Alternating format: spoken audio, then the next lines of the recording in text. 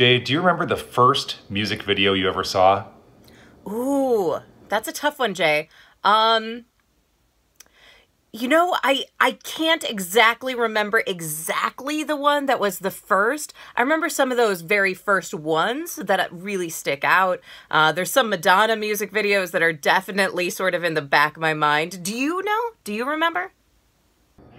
Well, yeah, I'm lucky because the first full music video I saw is, I think, now generally considered the classic of the art form. Lionel Richie's Hello. Of course. Yes. Well, in a few minutes, we will let you know why members of the MTV generation have a new way to go back in time. Today's Thursday, May 7th. It's the Currents Music News.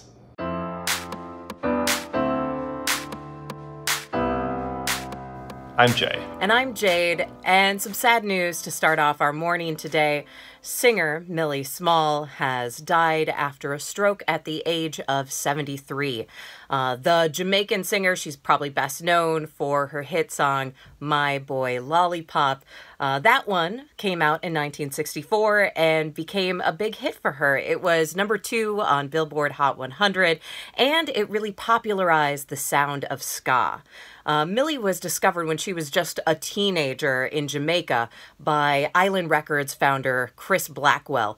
He took her to London, pretty much swooped her up as soon as he found her, took her to London to re-record this 1950s doo-wop song, My Boy Lollipop, and it made her for a minute this global pop star. She was in a special with the Beatles and really solidified and popularized Island Records, and that would later become the home record label of Bob Marley and U2 and Janet Jackson, so kind of a big deal helping to found that. And she would get a couple more hits in the UK, and then in the early 1970s, she kind of called it quits, and still, though, to her dying day, refused to say anything else, no matter how much he refused, that Rod Stewart is playing the harmonica on My Boy Lollipop. My boy lollipop, you make my heart go giddy up. You set the world on fire. You are my one desire. Oh, my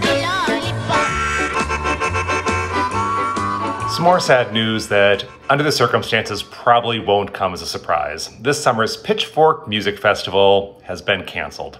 It was going to be the 15th annual iteration of the annual Chicago Festival. This year, the headliners are going to be the Yeah Yeah Yeahs, the National, and Run the Jewels. And in a sign of just how serious and long-running this public health crisis is looking to be, organizers didn't even promise unconditionally that they can be back next year. In a statement, they said, quote, "We are fully committed to bringing Pitchfork Music Festival back in 2021 if the public health situation allows for it." Well, I have some Guns N' Roses news for us, and no, it does not involve a Liberian flag or the Secretary of the Treasury, but it does involve kind of some unusual characters, one of those being James Patterson, who's a best-selling novelist who's worked previously with people like President Bill Clinton. Well, now he's working with Guns N' Roses to release, of all things, a children's book. It's going to follow the lyrics of their big power ballad, Sweet Child of Mine, and it's going to be following the adventures of Maya and Natalia Rose, who are the niece and daughter of Guns N' Roses' longtime manager. The two girls grew up with the band, so it's kind of a story following loosely, I guess, that. Maybe without the backstage hijinks of Guns N' Roses. I'm guessing it's going to be much more children-friendly. So the book is going to be out on September 1st. Peloton, a company that makes interactive stationary bikes, might have been a laughingstock last Christmas when one of their TV ads made getting a new workout bike look like some kind of dystopian nightmare. But they're the ones laughing now because with gyms closed, sales of home workout bikes are surging.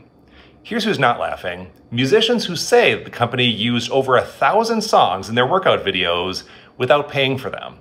Last year, music publishers sued Peloton for $370 million, citing copyright infringement. The suit was settled out of court. We don't know exactly who paid how much to get that suit settled, but we now know how much Peloton paid their lawyers. $49 million in legal fees. It's now been revealed. But Peloton's going to be okay. If you want to pick up a new Peloton of your own, it's probably going to run you over $2,000. But at least now you know songwriters are getting their cut. That's today's music news. We'll be back with another update, so like and follow us. You can be sure to catch it. And in the meantime, listen to The Current on your radio, on your smart speaker, on our web stream, on our app. And click on the comments to let us know what music news stories are meaningful to you right now. So I don't know if you were somebody, one of those kids who would, use the VHS tape to record all of your favorite TV shows. Maybe you had like a soccer game or something going on and you wanted to be able to watch that. I still have so many VHS tapes just like in a box in my garage. I'll probably never get a chance to look at those again because I don't have a VHS player, but a very smart person in the Internet Archives, as discovered by Consequence of Sound, has been uploading their old VHS tapes and putting them online. These are from the 80s and 90s. Early MTV, including commercials, including, music videos, including those interviews and news breaks, all of it, including the very first day that MTV launched back on August 1st, 1981. Ladies and gentlemen, rock and roll.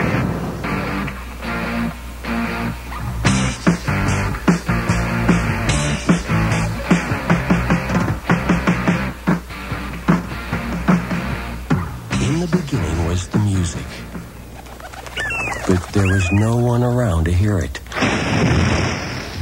As the population grew in numbers, music grew in popularity.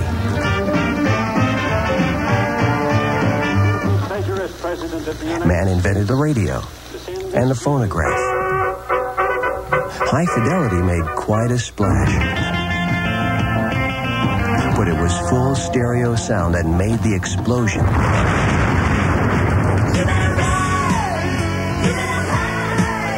Soon television came along and gave us the gift of sight. But it was cable that gave us the freedom of choice. For a while it seemed there was nothing new on the horizon. Announcing the latest achievement in home entertainment.